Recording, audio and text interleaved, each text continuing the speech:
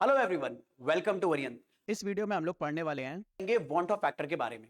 Solution and colligative property chapter के अंदर हम लोगों ने यह पढ़ा था कि अगर एक सोल्यूशन में बहुत सारे नंबर ऑफ सोल्यूट पार्टिकल्स पड़े हुए हैं तो इस सोल्यूशन की जो भी कॉलिगेटिव प्रॉपर्टी होगी वो इस सोल्यूट के नंबर ऑफ पार्टिकल पर डिपेंड करेगी।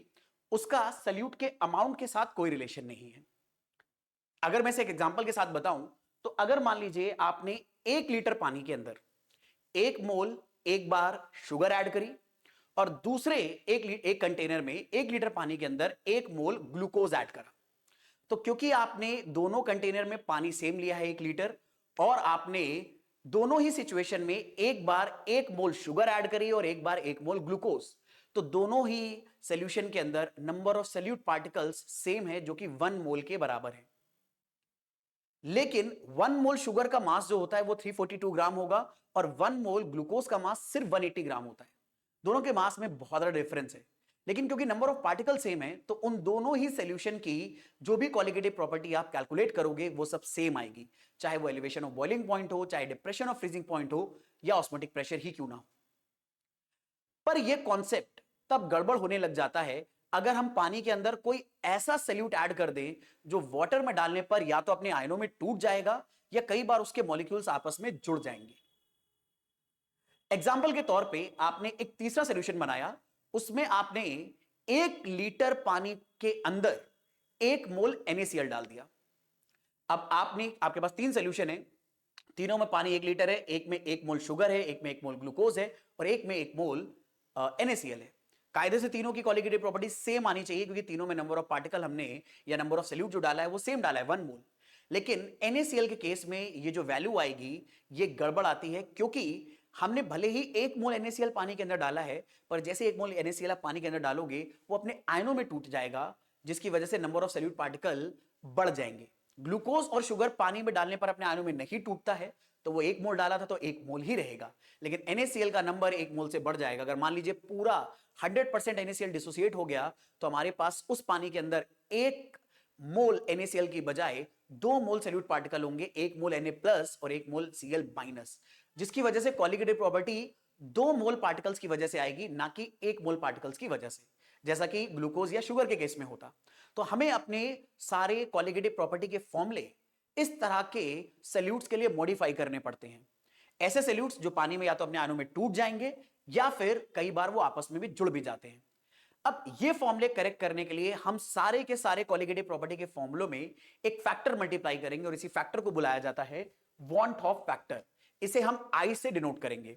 जैसे एग्जांपल के तौर पे जो हमारा लोअरिंग ऑफ वेपर प्रेशर का फॉर्मूला है, तो लोअरिंग ऑफ वेपर प्रेशर के फॉर्मूले में relative lowering of vapour pressure बराबर वैसे होता है मोल फ्रैक्शन ऑफ सोल्यूट के, पर यहां पर हम इसमें आई वांट ऑफ फैक्टर का मल्टीप्लाई कर देंगे।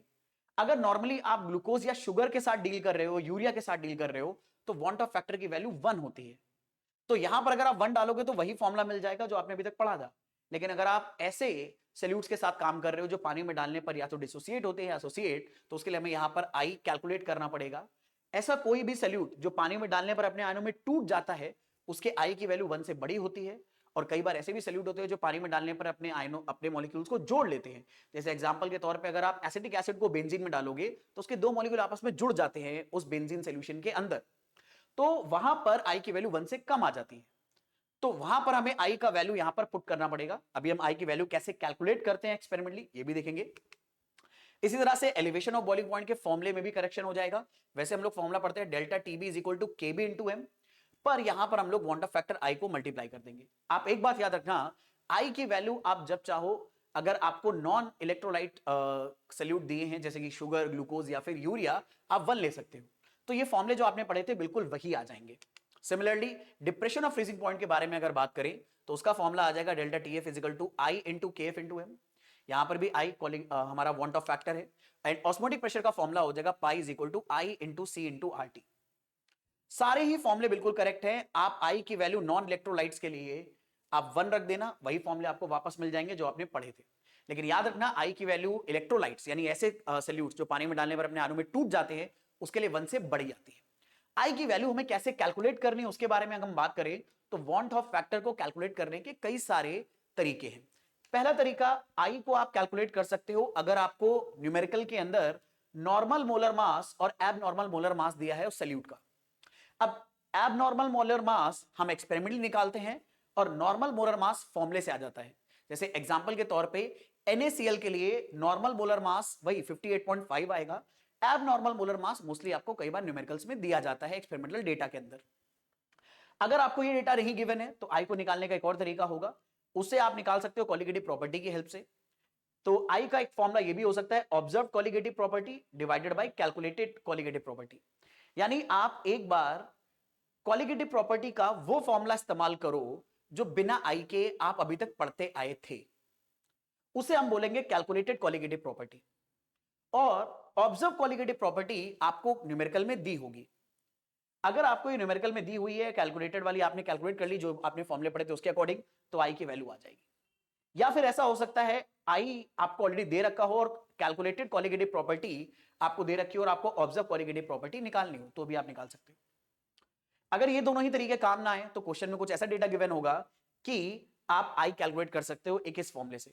आप ये देखो कि हमारे पास सल्यूट के कितने पार्टिकल डिसोसिएट या एसोसिएट हुए हैं, उनका नंबर कितना है, total number of moles of particles of solute after dissociation और एसोसिएशन। डिसोसिएशन एसोसिएशन के बाद टोटल पार्टिकल कितने हैं। जैसे एग्जांपल के तौर पे अगर आपने 1 मोल NaCl पानी में डाला और वो 100% टूट गया तो 2 मोल पार्टिकल बनेंगे, Na+ और Cl-।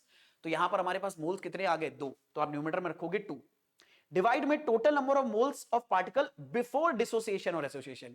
यानी आपने शुरुआत में कितने लिए थे, आपने शुरुआत में 1 मोल लिया था एग्जांपल में NaCl, तो आप न्यूमरेटर में रखोगे 2 और डिनोमिनेटर में रखोगे 1, तो आई की वैल्यू 2 आ जाएगी।